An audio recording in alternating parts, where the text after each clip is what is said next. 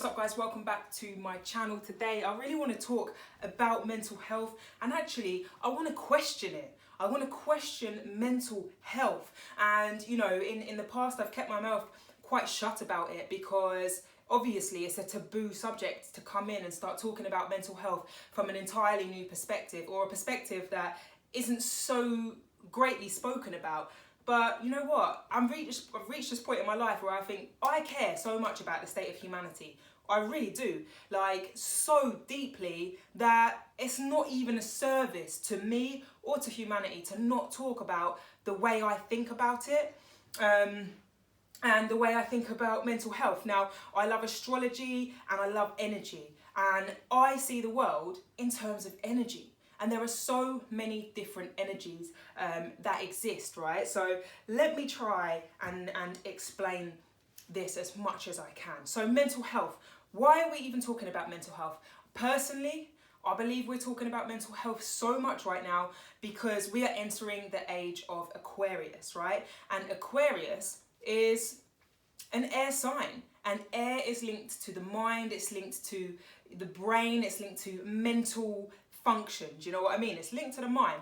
And so with us entering this age, we're all becoming more Aquarian in nature. That means technology, new discoveries, new inventions, quirkiness, humanity, or the state of humanity, and you know, electronics and new inventions, and just mental, everything to do with the mind is going to be heightened. We're all going to be sort of feeling the energy of Aquarius. And so for me, it's no surprise that mental health is going to be the topic of the next period, because we are entering a mentally charged phase of life, or phase of cycle.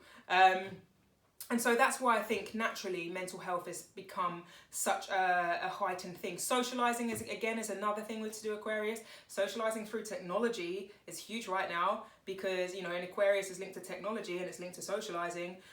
So we're just going to go into this age in which we experience a lot of Aquarian things. And so that is why I think mental health has become the buzzword, has become the keyword, has become such a thing that we are focused on as humanity in regards to astrology.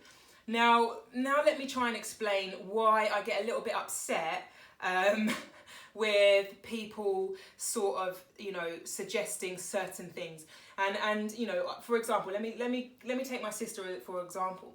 My sister, I look into her chart and I analyze it, right? And she has got a large amount of fire energy and a large amount of air energy. Now these two energies are masculine in nature. One is to do with action, it's fast paced, and then the other one is to do with thought, right? So fire and air, she's got like basically 90%, like 40% fire, 45% fire, 40-something% air, like 90% of her energy is taken up by these two very fast paced and erratic elements. And then she's got zero water, which is emotion. That doesn't mean she's got no emotion, but naturally in her core is, you know, it's more active, right? And it's not so still, it's fast.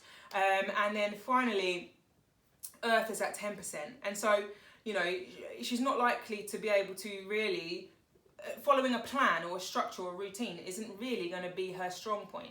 Her strong point is going to be initiating, right? Starting something, moving quickly into something. Bursts, that's what she is. She's like a volcano. She's like air and fire. It's like a firework is exactly what she's like.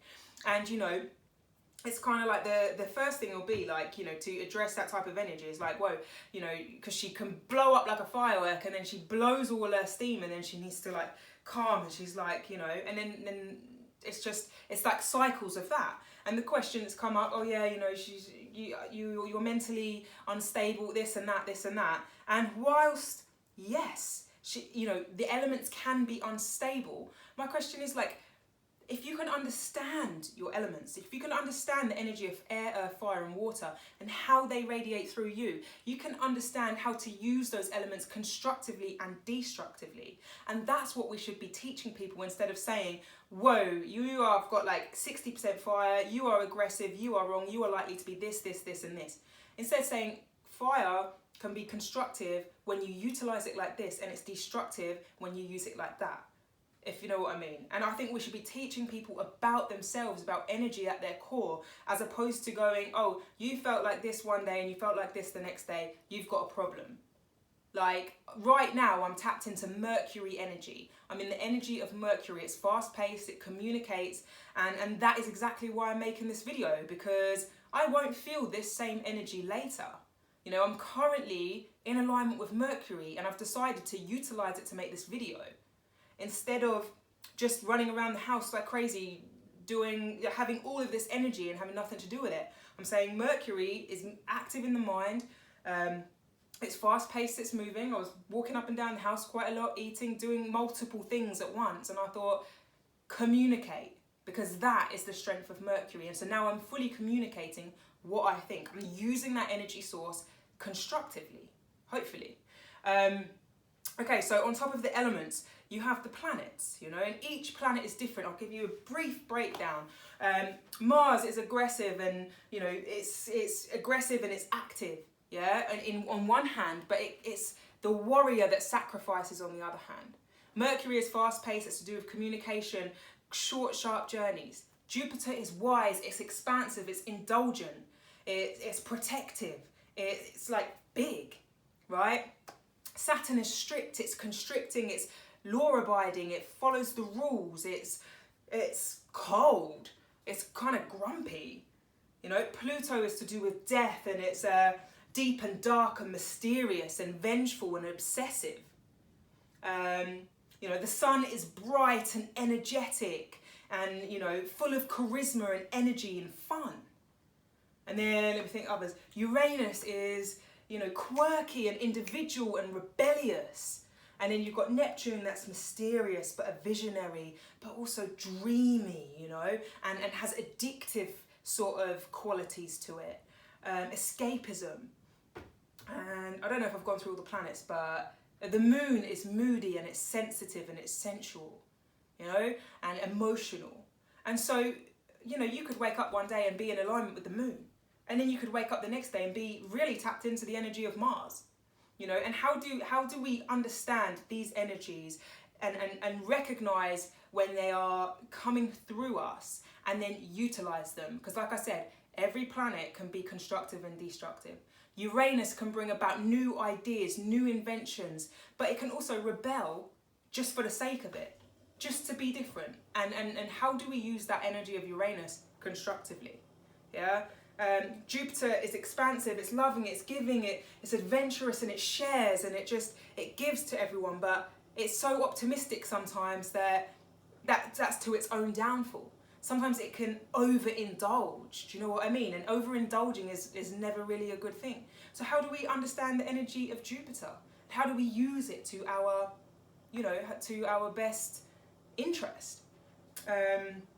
Right, yeah, so, you know, they all come through us energetically, so, and physically, they're showing us physically as well. And my question is, you know, is there a way that we can teach people this, teach people to recognise the energy that's in them, as opposed to labelling them these terrible things and then simply shoving medication down their throat? And I get it, it's taboo, do you know what I mean? Many people might sit here and be like, you're not a doctor, and I'm going to sit here and say, no, I'm not, I'm an energy reader, or I'm somebody who loves energy. And it works for me and who I am, and so if it works for me, it can work for someone. And so there will be some people that this can work for, and, you know, and who knows, but I do want to question what goes on, because what's going on isn't working, I don't think, and I'm quite passionate about it. Like I said, I'm passionate about humanity, and so it's time that I share my thoughts and opinions on the matter. So yeah, stay tuned for more videos, because I might try and express the energy of the planets a little bit more and how they play out in the human, and hopefully help people understand themselves more, so that we can stop thinking that there's something wrong with us and start building or breaking consciously. Do you know what I mean? Like, if we really want to break consciously, I can't judge you for that, but, you know, that's the energy of Mars, and if you want to use it for its destructive purposes, go for it. But I'll tell you what, if you want to use it for its constructive purposes, how about you sacrifice your ego for love and learn that, and then you will be the true warrior that literally, you know, is a true warrior, you know?